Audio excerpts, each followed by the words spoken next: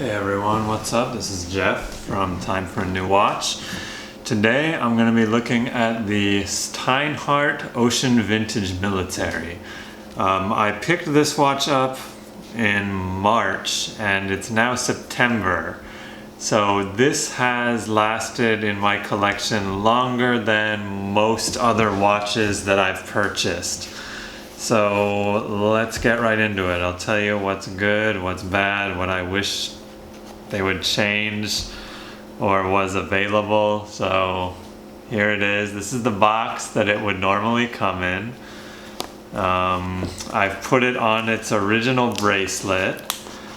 I got a lot of flack from some people for putting the Bulova Moon watch on a cheaper leather bracelet because, you know, that matters so much apparently.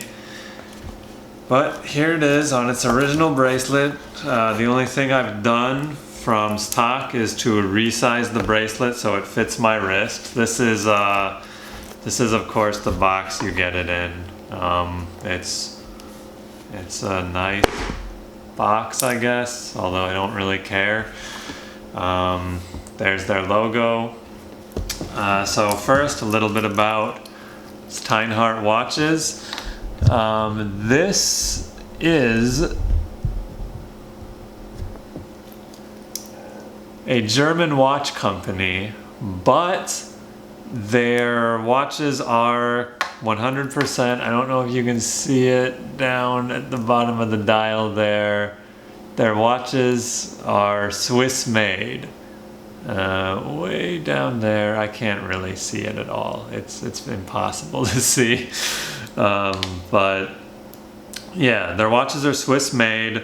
Whatever that entails, I don't know exactly, but this does have the ETA 2892-2, 2891-2, whatever it is, whatever that famous, very often used Swiss movement is, the automatic movement, that's in this watch. So you get Swiss movement, you get everything you might want Swiss if that matters to you. I personally don't really care if my watch is made in Japan or made in Switzerland or made in Russia. I'm even planning on probably trying some Chinese watches, see how the quality is on those. Why not? This one is obviously a homage watch to the Rolex Mil Sub, I think 5517. I'm not good at remembering all these numbers. I'm 100% sure I didn't get the movement number right, but there you go. I think it was a 1970s British military issue watch that is just a fantastic looking timepiece, and a lot of people would like to have one, but you can't get one pretty much. So that's what this has, the sword hands there, not Mercedes hands like most Rolex homages would have. This has a 1 here because this is part of the Ocean 1 line. There would normally be a T on the original watch there for a tritium dial. This does not use tritium lume. This uses, they call it like vintage radium or something, but it's just vintage colored lume. I really don't think there's any radium in here. That would be kind of stupid to do today with all of our lume advancements that have been made.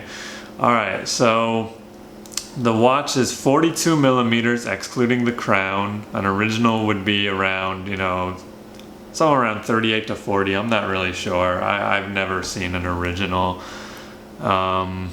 Solid stainless steel bracelet.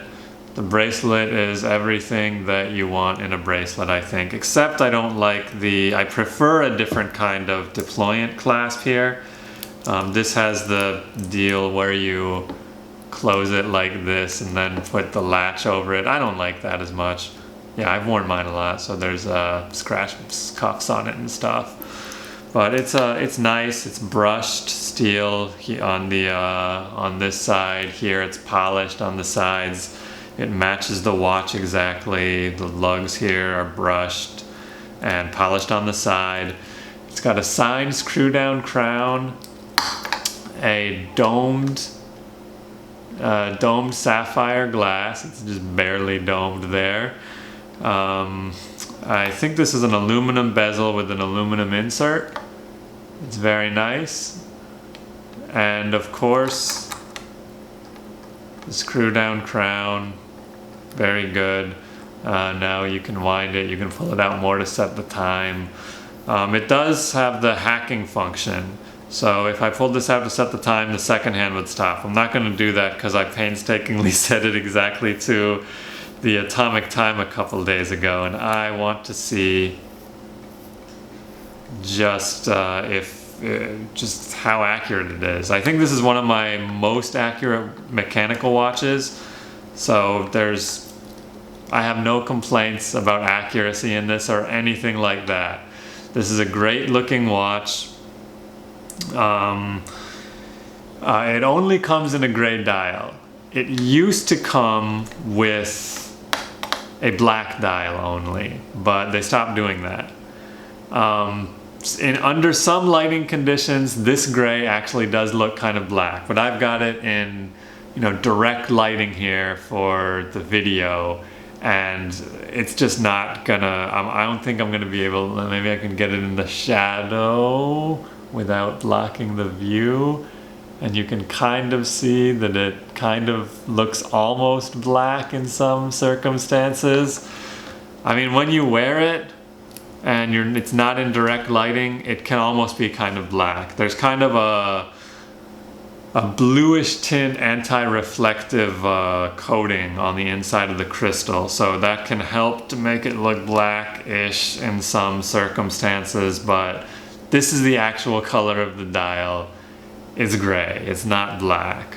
So that's one of the very few things that I can fault it for. If you're fine with it being gray, which I actually am, I said I could fault it for that, but I really can't. I knew it would be gray, and how many other black dial, black bezel divers do I need? It's kind of different for me to have a gray one, so I'm happy with it. I guess if I did have a choice, I probably would have bought black, but I can't fault it for that because I knew beforehand. I do wish it was available in black because it looks much better, but it's not, so here it is. Why don't we get it on and see how it looks? Let's see here. So there's the clasp style I don't like too much, but whatever. So there it is on a wrist. It looks pretty decent. And this is going to get me to another slight problem I have with it. The lugs on this, it doesn't look bad right now. But if you use a different strap, you will notice a lot more quickly. And I don't think that I can easily show you here. But the lugs, actually, here, let me raise it up and maybe we can get it good in there. Yeah, the lugs are a little bit high. So, seriously, I can't notice it as much with the bracelet. I'll show you how it looks on something else soon, but here is a little bit, yeah, this is about how it looks, and it does look good on the wrist. I do have to say that, especially seeing it just in the video like this. It's fantastic. It's high quality. It's heavy. 300-meter water resistance. It's a tough watch. Sapphire glass. There's not. I have very few complaints about this watch. It's been in my collection longer than any other watch that I own right now. So that's saying a lot for it. And I do, however, wish that it was in the original size. I feel like 22 millimeters is quite large for a bracelet. And on my wrist, 7-inch wrist, I think 18 or 20 millimeters looks just fine for the bracelet or strap or whatever. And for the watch head, I could deal with 2 or 3 less millimeters, but that's really splitting hairs. This is a fantastic looking watch. And I also grabbed this from Steinhart. It's just a cheap NATO strap. And I'm gonna show you how it looks on this, because honestly, this watch looks fantastic on it. So 1 second while I switch that out. There, that was a quick swap, perhaps the quickest there ever was. Alright, so here it is on a, I think they call these a Bond NATO. It's just black and gray striped, and it looks fantastic with this watch. I really do like it, but yeah, I still doubt if you can kind of see it better here. It would be a lot nicer if the lugs were a little bit lower down, if they came closer to your wrist. Because when you put it on, when you put the watch on other straps like this, you can really tell that, yeah, I wish the lugs were a little bit better, or a little bit lower, but whatever, you can't get everything. I've never seen a watch that was 100% perfect, but you know, I don't have any insanely expensive watches, so I can't speak to that. Here, I guess we haven't looked at the case back on this guy. So there it is. It's like, I think it's Poseidon, I heard. I don't really know. It's a decent looking case back, like laser etched or something. I don't really know. But I never look at the case back. This is the first time in a long time that I've taken a look at it. It's pretty nice looking, high quality. It's a great watch overall. I didn't mention this before, but solid end links. Some people really care about that. So if you really care about having solid end links, you do get solid end links. Nice solid bracelet. Really a great watch. I believe that this was something like,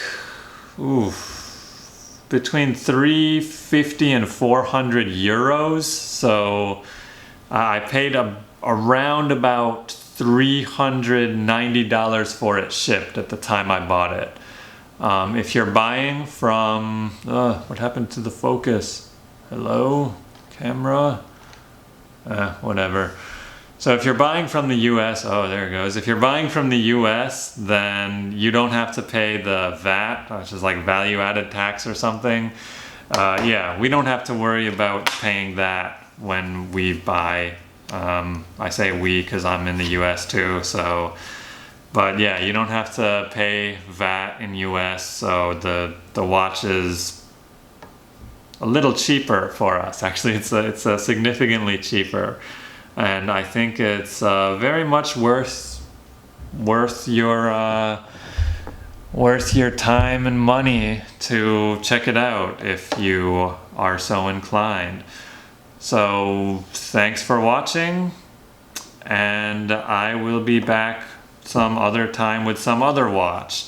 Maybe a super cheap one, probably, because I've spent too much on vacationing and stuff. So I will see you later. Thanks for watching.